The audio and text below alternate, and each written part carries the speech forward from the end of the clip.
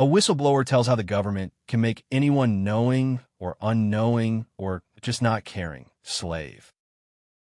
This is for entertainment purposes only. This short story is only for people over the age of 18. The camera had to be in the corner of the elevator. The downward angled shot was in black and white with no sound, but it was quite clear. The timestamp was 1 a.m. when a woman got on the elevator on the first floor. Her sparkly loose top was cut in a way to show off her cleavage, and more, to people she wanted it to. Her bare midriff was smooth and tight. Her skirt barely hung onto her hips and was a finger width lower than would have shown off her panties, if she had panties on. Young-looking with dark hair and a pissed-off face, she appeared to be coming back from a club, not happy as she slapped the button on the elevator wall. Into the monochrome picture entered a man about the same age as the woman. He barely got onto the elevator before the doors closed. This man had on a sports jacket and dress shirt with no tie, and the shirt was unbuttoned from the neck to chest. His slacks gave the impression they were comfortable, but not dressy and not trash. His glasses seemed to always be reflecting the light, giving him the look of glowing eyes. He moved nervously as he walked into the elevator and gingerly pushed one of the buttons. What happened next is why the video captured the attention of many people. The man pulled from his pocket a small spray bottle, something many people would have to clean their glasses. What this man did was spray the woman in the face. No sound, but it was clear the woman coughed, but only once. After that she stood up, rigid, still, and blank. Her eyes rolled up to the point that she wouldn't have been able to see anything, but some of her irises were still visible. The man pulled from his other pocket a case for earbuds. In one smooth motion, he flipped out the earbuds, put them in the woman's ears, and had his phone in his hand. A touch on the screen, and the woman reacted. Her eyes rolled even further up into her head, until only the whites showed. She started shaking, a little wiggling at first, but this quickly escalated to her entire body violently shaking as she stood. Drool fell from the side of her mouth, dangling and sliding down the gap on her loose top. With no warning, the woman stood straight as a pin, rock still, and continued with the rolled eyes. In a snap, she faced forward, her eyes slammed closed. The man removed the earbuds from the woman, and in a second she was blinking slow and smooth. She then acted normal, natural. Nothing was wrong or different. The man said something, and the woman turned to him, smiled what looked like a real smile of love, which turned to pure lust. She all but threw herself at the man, grabbing his hands and putting them on her body. One of the man's hands was aggressively groping the woman's ass. The woman forced, but with much energy, to move the man's other hand to her open chest. The two clearly were getting ready to get things on. The woman dropped to her knees, and the elevator door opened. The man stepped out of the elevator. Enough the woman knee-walked after him. He must have said something because the woman fell to her hands, and with a wiggle of her ass and on hands and knees crawled out of the elevator. Katie looked at the phone in her hands. It asked her if she wanted to replay the video. Katie didn't. She'd seen the video so many times, over and over again, that she knew every detail from the video. She knew where the woman's outfit came from. She even knew the brand of the man's shoes. What she didn't know was who they were. That information the internet couldn't provide. Katie sighed as she dropped the phone back into her purse. It landed right next to her subcompact Sig Sauer P320, loaded and ready. Katie sighed again. There was a reason she had to start carrying around a weapon. She never expected that doing a podcast twice a week and a video blog once a week and a website all the time, she'd be a target of someone sure they were in love with her, and if they met, she'd be in love with him. Katie knew she was good-looking, had light brown wavy hair, hazel eyes, high cheekbones, a pointed chin, and 3 hours in gym every other day. If she wasn't so busy, she'd take one of the gym bros up on their offer of getting a coffee. However, Katie was busy, and right now, in this nearly dead restaurant, she was working. Katie's life revolved around the strange and bizarre. Unlike other people, Katie was willing to physically get out and talk to people and get hands-on with the strange and bizarre. Historical items, museums, people who had their lives nearly destroyed by something odd. Katie's podcast mostly is just interviewing people that something off has happened to them. Her video blog is her go-to place, and looking at the actual environment, the items in question, and what really happened. Her website is the only thing where Katie mostly got things off the internet. But if she could find the book, the photo plate, the physical documents, then she would show them. Right now, she was on the hunt for information about that strange elevator video, and she had a contact to talk to. The contact was strange and very cloak and dagger. That's why Katie had her gun. He refused to use his name, calling himself Bill. His IP address went nowhere, which impressed Katie. He claimed to know what was happening in that video, but would only talk to her in person and at a secret place. He gave her a number, which was a book at her local library, which had a slip of paper. When hit with a black light, showed a phrase. On it, written backwards, was the time and place of the meeting. It was a rather dirty diner in a business district that catered to breakfast and lunch for the business crowd. On a Saturday, at 10 in the morning, the place hadn't made a pot of coffee since 6 in the morning, and Katie could taste it. A man slipped into the booth seat across from Katie. He looked old enough to be Katie's father.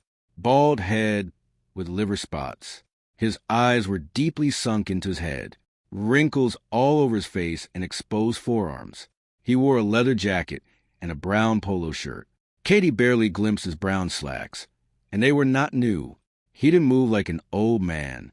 He moved like a former soldier that had just gotten out of a fight. Password, The man said in a gravelly voice. Oh, Katie wasn't prepared for the sudden and quick confirmation she was smart, or just paranoid enough to shine her blacklight on the paper she found. sorry, it was, toilet paper. And you? cherry pit, The man said in that same voice. Katie relaxed at this confirmation of who she was talking to. The man did not relax. I know what was going on in that video you posted to the internet. Where did you find it? Well, a viewer sent me the link asking me if I knew if the video was some kind of school project or not. Katie said with a half smile. It could have been. The camera was good, but the image was black and white. Everything there could have been acting and maybe a little computer graphics to give the eye roll on the woman. It was real. The man stated. Are you recording this? I was about to ask you if I could. Katie said, pulling out her digital recorder. No. The man stated and snatched her ancient digital recorder from her hand and popped open the battery case, dropping out the AA batteries onto the table. It was so swift and smooth, almost like he'd practiced it. Where's your phone? Are you going to pop the battery out of that too? Katie asked. She brushed all the batteries and recorder pieces into her purse. If I can, yes. The man then sighed. Sorry, I'm used to making sure things are secure. Could you please at least turn it off, all the way off? Katie sighed. It wasn't the first time someone she talked to want all electronics off. Little did they know she kept a small microphone in her purse that looked like a pen that was constantly sending the audio information to cloud. That's why Katie tried to make a little show about hesitating on turning off her phone, but she did. They're happy. Katie asked, and the man nodded. So, what's your name? Bill, and don't ask about me. The man stated. You're Catherine Papathanasia. I've looked you up, Cat Pap. I've seen your videos. I've listened to your podcasts. I've read your website. I've also delved deep into your history. I find you legitimate to talk to about the video. Can I ask you about your credentials? Katie asked. No. The man stated flatly with a roll to his word, like something was in his throat. Just know that I know what happened in that video, and I want to warn the world about it. Just tell me why. Katie asked first. Why do you want to warn the world? So I know where you're coming from, and have a reason to believe you. There was a pause before the man spoke again. I have nothing to lose. The man said evenly. My wife of 40 years died in a car crash a year ago. Last month, I was diagnosed with stage 4 colon cancer. I was given 4 months to live, which means I probably have 6 months. Before I go, I want to air the dirty laundry the government has been covering up. My sympathies. Thank you for sharing this. Okay, tell me about that, and how it pertains to the elevator video. Katie asked, interested. That video shows that guy using something that we called Operation Eye Roll. Bill stated. Seems appropriate. Katie said, hoping her digital pen picked that up. First you have to go back a few decades. Bill stated, shaking his head. I know you know about MK Ultra. What's your honest opinion of it? Katie knew that the secret mind control program was going to come up eventually, and here it was. Katie smirked. I think Sidney Gottlieb was sure LSD could do more than it could, and he probably dipped into his own supply. This actually earned a second of a smirk from Bill. Do you know why it ended?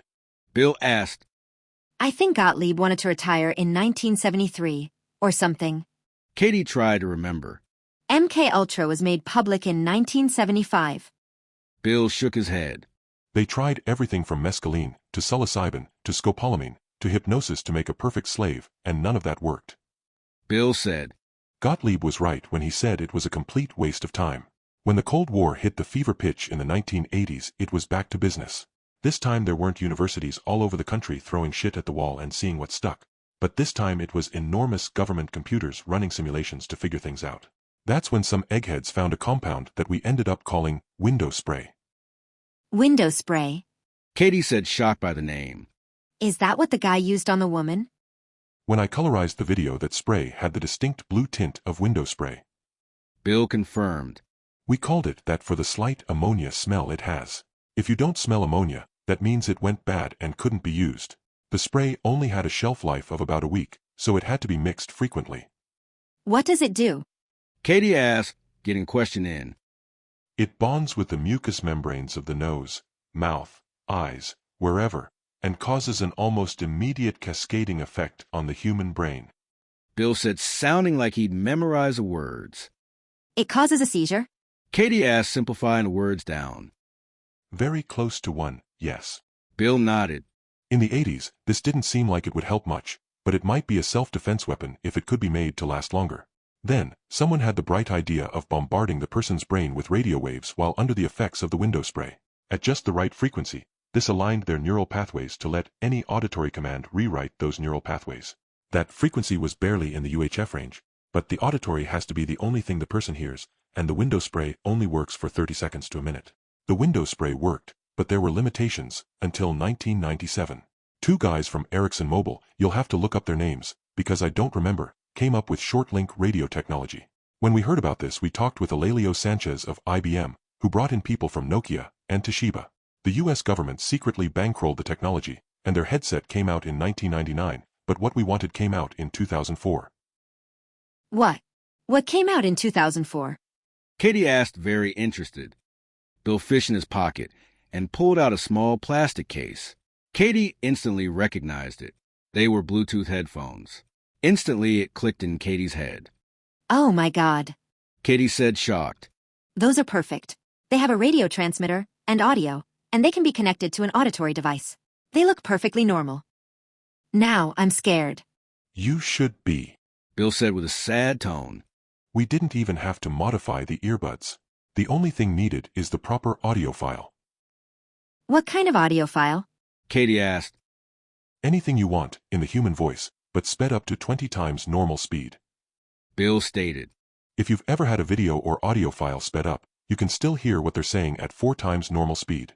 At 20 times, your brain picks up the words, even if understanding comes later, but that's honestly not what you're after. What are you after? Katie asked, fearing the answer. A completely obedient slave. Bill said without emotion. As long as the person that had been sprayed with the window spray can understand what is being said, then they have no resistance to obeying whatever they are told.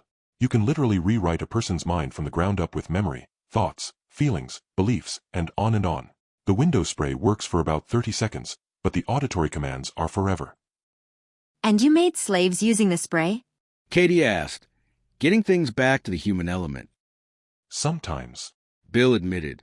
We did all kinds of things to people. The goal of Operation Eye Roll was to get several sleeper spies all over the world. We had audio files in every conceivable language. The best spy is someone that doesn't know they are a spy. A person will go about their lives, and never knowing that cab ride, elevator trip, or even a person next to them at the restroom sinks could enslave their mind forever in less than a minute. These people don't know they're spies? Katie asked a question that popped into her head. Not unless we wanted them to. Bill answered. We needed to make sure the opposition found one or two, just so they didn't think we were as good as we were. The real spies would do everything they would normally do, but at a phone call or message, their mind would revert to spy mode, give us the information we wanted, or do what we wanted, and then slip back to being normal. If it wasn't for Operation Eye Roll, our country would be a smoking nuclear wasteland right now. That's frightening. Katie said slowly. Could you elaborate on that? Maybe give some details. No. Bill answered. Not because I can't or don't want to, but if I do, then it might compromise people that don't know they did anything wrong. They shouldn't be punished for what we did to them, without their consent or knowledge. This is amazing. Katie said in a negative way.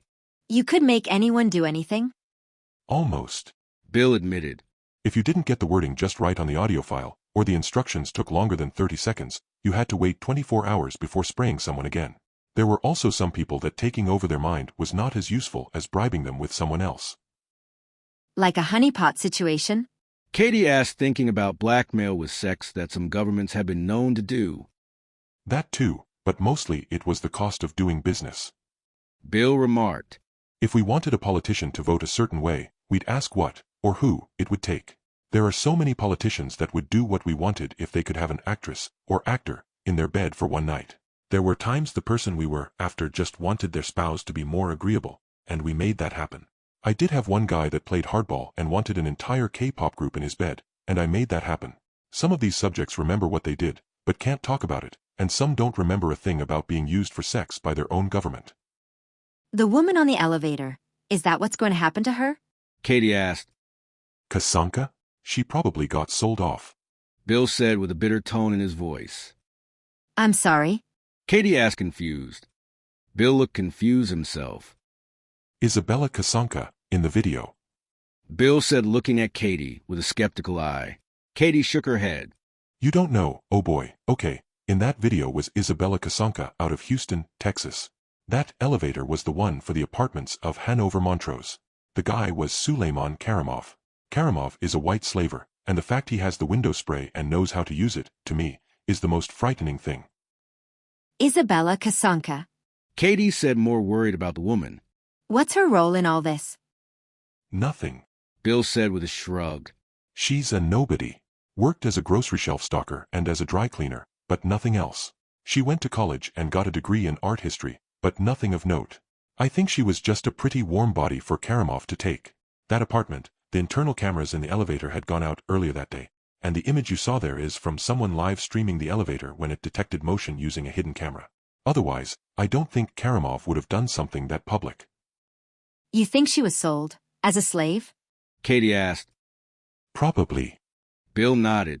A pretty, sexy woman you can purchase, and she'll never ask questions or deny you anything, would be ideal in some countries. She wouldn't be a spy. She'd be a slave. Katie asked. When I was working Operation Eye Roll, we did both. Bill said, looking like he wanted a shrug. As heartless as it sounds, sacrificing one person's free will to save thousands if not millions of people's lives, in the grand view of things, is worth it. This was the point it dawned on Katie, the large problem before her. This is going to make me a target. Katie said, shocked. Absolutely. Bill agreed. You can't trust anyone. Your parents might try to stab you at Thanksgiving because they were told to. Your ex-husband might get back into your house and plant a bomb. Your best friend might accidentally drop a heavy weight on your head at the gym. Not only that, but you could become one yourself in the amount of time it takes for a stoplight to cycle. I'm sorry for Kasanka. I hope she's been commanded to enjoy her slavery since there's been no activity on her phone or credit cards since that elevator trip. What do you want the people out there to know? Katie asked to start her typical follow-up. I want the people of this entire world to know we started Operation Eye Roll, and the window spray was developed to help people live freely, with the exception of the people enslaved. Bill said with a gravelly voice hitching. The toothpaste is out of the tube now, and there's no going back. Keep your eyes open at all times. Lock your car doors at all times. Check the back seat of your car. Get a doorbell camera. Even if it is your closest friend or relative or spouse, if you see them pull out a small spray bottle, run, and don't stop, or you could become a knowing or unknowing or just not caring slave. Nothing we can do about it? Katie asked. One thing, and this is mostly why I'm talking to you. Bill said with a sigh. I wish I could remember the formula for the window spray, but there was one chemical that was hard to obtain due to regulations. If you get this out into the public, and someone finds the formula for the window spray, and that one chemical is completely shut down by everyone, then this could all go away. To do that, you need people to be concerned. I want you to make that concern happen. Let the government know this is no longer an option for their control. At least get it into the public sphere, and I can die content I tried to fix a mistake I made. Katie smiled. There was the hook. This man wanted to fix what he saw as a mistake. This was something Katie could work with. I will do everything I can to make that happen. Katie said with a nod. Good, now, you leave first. Bill said with a nod to the waitress on the stool behind the counter. I'll thank Beverly for letting me do this, and make sure you weren't followed. Katie's eyes lit up and looked over at the waitress. The older slim woman with heavily wrinkled skin nodded her head at Katie. Beverly had been watching the whole time. Katie wondered if Beverly was Bill's slave or just a friend. Ultimately, Katie didn't want to know. Thank you for telling me all this. Katie said with a grin. I need to get this all down before I forget. You never saw me, you don't know who I am, and everything I told you was fiction. Bill said evenly. Sure. Katie agreed all but running from the diner with her purse in her hands. In the diner, Beverly walked over and asked, Coffee. Please, I need to take some pain pills, and Beverly, thanks for letting me do this again. Bill said. Anytime. Beverly said, walking off with a sway to her hips. Bill pulled his phone from his pocket. He pulled up an app and looked at a camera image. It was just a 3-year-old compact car on a black and white screen inside of a nearby parking garage. Into the camera view came Katie, still clutching her purse. She quickly looked in the back of the car and did one lap around the vehicle before she got into her car and started it. Almost immediately, she started pulling out of the garage. Bill swiped his finger, and another black and white image of Katie's car showed her paying and leaving the garage. No one appeared to be following her. Bill sighed and powered down his phone. Katie was very nervous. She'd check her pen was still transmitting, but she couldn't pull the audio off until she got to her home computer. Katie did have her hand on her gun when she checked her back seat and saw it was empty. She even walked around her car just to look and saw nothing. With a sigh, more for her feeling paranoid, Bill making her feel paranoid, she got into her car and started off her home. She realized she didn't hear the ding of her phone connecting to the car speakers, and she turned her phone on as she navigated to the gates of the garage. After paying the machine and the gate going up, her phone connected to her car. Almost immediately, the sound of messages on her phone started filling the car. As she was about to turn onto the desolate business street, her phone got an incoming call. Without seeing who it was, Katie answered. Hello. Own, badge, Esther, youth. A male voice said. What can I do for you? Katie said without any hesitation or hint of something off. I have a mission for you. The voice said. Bill left the diner, feeling his stomach roll with the old bitter coffee. He drank to swallow the pain pills he just took. His lower body was in agony. The only thing that kept him going was spite for the government that didn't even pay for regular medical checkups that could have caught his cancer before it had time to grow. Every movement seemed to radiate pain. Each step was like red-hot electricity ripping through his bones, joints, muscles, and surrounding tissues. It was this pain that distracted Bill from the footsteps behind him. Katie smoothly pulled her Sig Sauer pistol from her purse. She dropped her purse, cocked the firearm, and without pause put 2 bullets into Bill's back. Bill distantly heard the click of metal on metal of a slide, but his reaction time had slowed. He felt the kick to his back where he was hit twice. This exasperated the pain that had been all through his body, and standing wasn't an option. He dropped to his knees, and then hands on the cold concrete sidewalk. He felt his heart pumping his life's blood into the wrong areas inside his body. Bill didn't even see who had shot him, and now couldn't as his energy gave out, and he went face first into the flat cement. Katie calmly walked up to Bill on the ground. With a stiff arm and no expression on her face, she pointed the weapon at the back of his head and gave 2 more rounds. Katie did not hesitate after doing this as she lifted the gun. This time she put the burning hot barrel under her chin, angled up, and with a squeeze of the trigger, finished her mission. The end. This was a work of fiction. Any similarity between people, living or dead, is purely coincidence. This scenario did not, or should not, have happened in real life. Thank you for listening.